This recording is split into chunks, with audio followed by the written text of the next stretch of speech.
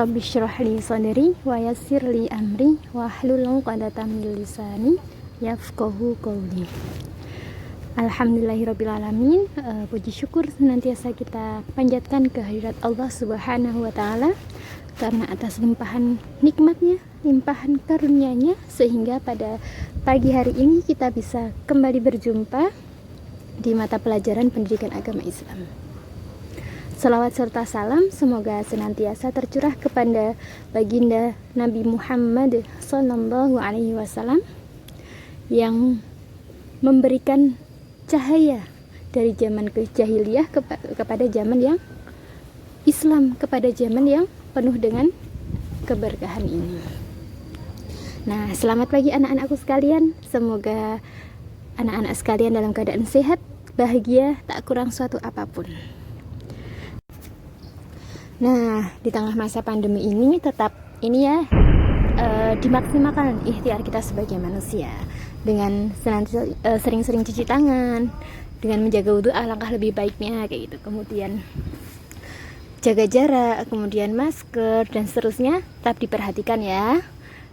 Ya, semua itu adalah bagian dari ikhtiar kita sebagai manusia. Nah, pada pagi hari ini kita akan belajar bersama di materi Tajwid Part 3. Beberapa waktu lalu kita sudah belajar di Part 1 sama Part 2 ya. Sekarang kita beranjak ke Part 3.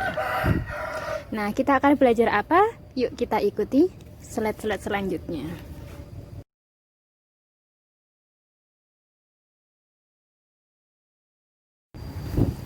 Yang pertama ada gunnah musyaddah. Saya menyingkatnya GM ya. Jadi nanti kalau anak-anak sekalian menjumpai gunnah musyaddah, maka silahkan ditulis G dan M. Gunnah musyaddah. Kapan gunnah musyaddah ini terjadi? Nah, kapan gunnah musyaddah ini terjadi? Ketika ada nun tasdid atau mim tasdid. Gimana cara membacanya? Dibaca dengung selama 2-3 harokat. Contohnya wa inna, bukan wa inna, tapi wa inna falamma. Saya ulang sekali lagi, wa inna falamma. Yang kedua ada namanya mad arid lisukun. Singkatannya adalah MALS, mad arid lisukun. Kapan mad arid lisukun ini terjadi? Ketika ada fathah ketemu dengan alif, atau kasroh ketemu dengan alif, atau dhammah ketemu dengan alif, bertemu dengan huruf mati yang huruf hidup yang dimatikan. Contohnya adalah pada kata bimu'minina. Di situ ada kasroh ketemu dengan ya sukun, kemudian bertemu dengan huruf hidup.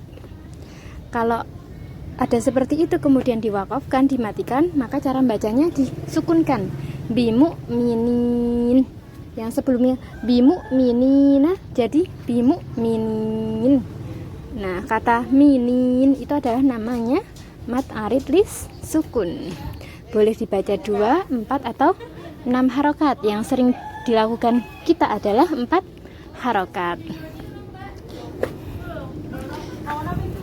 Nah, tadi ya, kasrah ketemu dengan ya sukun, kemudian ketemu dengan huruf nun yang aslinya nunnya harokatnya fathah, kemudian disukunkan. Nah, itu tadi namanya mad arid lis sukun, MALS.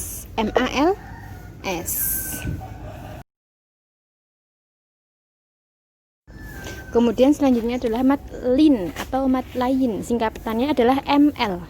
Mad lin atau mad lain. Kapan terjadi? Ketika ada fathah ketemu dengan wawu sukun atau fathah ketemu dengan ya sukun. Contohnya bainahum, bainahum khaufin. Itu adalah namanya mad lin atau mad lain. Singkatannya ML. Nah, selanjutnya adalah mad iwad. Singkatannya MI, mad iwad.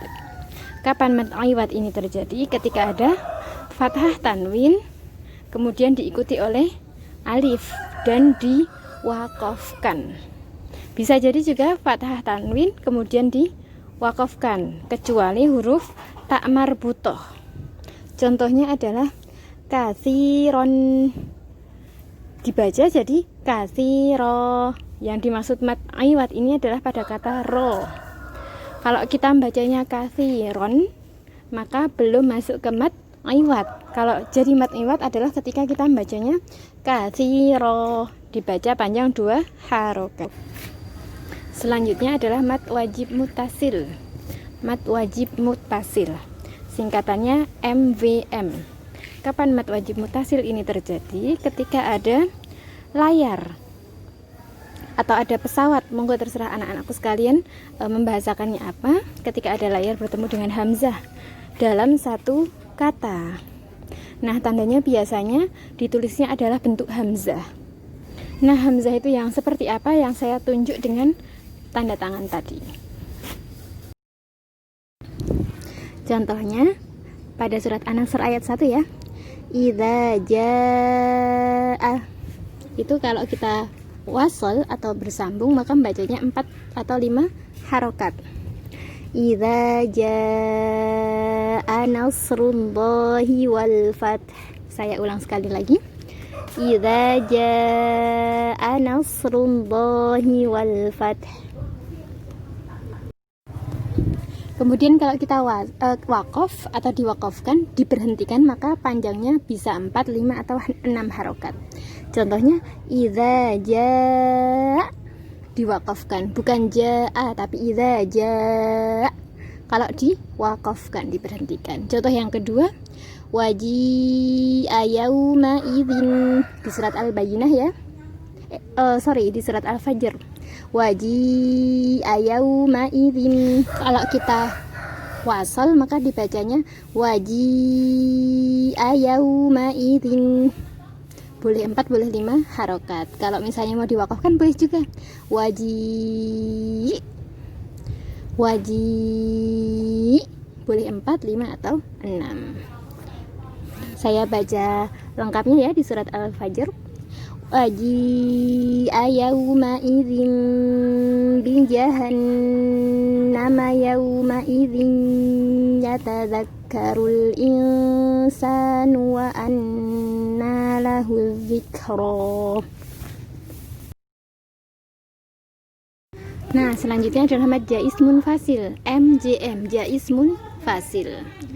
Konsepnya hampir sama dengan wajib mutasil, yakni ketika ada layar ketemu dengan hamzah dalam beda kalimat. Kalau wajib tadi dalam satu kalimat, kalau jaiz dalam beda kalimat. Hati-hati ya, ada wajib muttasil, ada jaiz munfasil. Nah, ada perbedaan dalam penulisan ya. Di jaiz munfasil ini layar ketemu dengan alif, bisa juga penulisannya layar ketemu dengan alif, di atasnya ada hamzahnya. Bisa juga ada layar ketemu dengan alif, kemudian di bawahnya ada hamzahnya. Ada 3 kemungkinan yang terjadi ketika itu namanya mad jaiz munfasil. Contohnya, inna anzalnahu fi lailatul qadr, surat Al-Qadr ayat pertama. Kalau kita mau lanjut terus, maka panjangnya 4 sampai 5 harokat. Nah, kalau kita wakaf diberhentikan, maka panjangnya jadi 2 harokat. Inna, kalau kita berhenti di situ. Tapi kalau kita lanjut ayat 1 utuhnya, inna anzalnahu fi lailatul qadr. Selanjutnya ada mad silah tawilah, singkatannya MST, mad silah tawilah. Kapan mad silah tawilah ini terjadi? Ketika ada hak dhamir bertemu dengan hamzah atau alif, maka itu namanya mad silah tawilah dan pasti akan berbeda kata, beda kalimat. Contohnya di surat Al-Humazah, yahsabu annama lahu akhlada, hunya dibaca 4 sampai 5 harokat. Yahsabu annama lahu akhlada. Mad silah tawilahnya ada di mana? Di kata hu ketemu dengan alif. Kalau silah tawilah pasti panjangnya 4 sampai 5 harokat. Lahu akhlada. Yahsabu annama lahu akhlada. Nah, di part 3 ini yang akan saya sampaikan yang terakhir adalah mat silah qashiroh. Singkatannya MSQ. Kalau mat silah tawilah MST, kalau mat silah qashiroh MSQ. Kapan terjadi? Ketika ada hak dhamir, kemudian sebelum hak dhamir ini hurufnya adalah bukan huruf sukun. Begitu pula dengan setelahnya bukan huruf sukun. Contohnya anhumalu. Contohnya di anhumaluhu wa makasab. Di kata luhu, lunya harokatnya dhammah ya, otomatis bukan sukun. Kemudian setelah huruf haknya ada huruf wawu. Wawunya harokatnya fathah, jadi bukan sukun juga. Maka disitulah dinamakan mat silah qashiroh. Anhumaluhu wa makasab. Contoh lainnya ada kata wamro'atuhu wama. Di situ hu tu huwa. Tunya dhammah, kemudian diikuti hak dhamir harokatnya dhammah juga, kemudian diikuti oleh wa harokatnya fathah.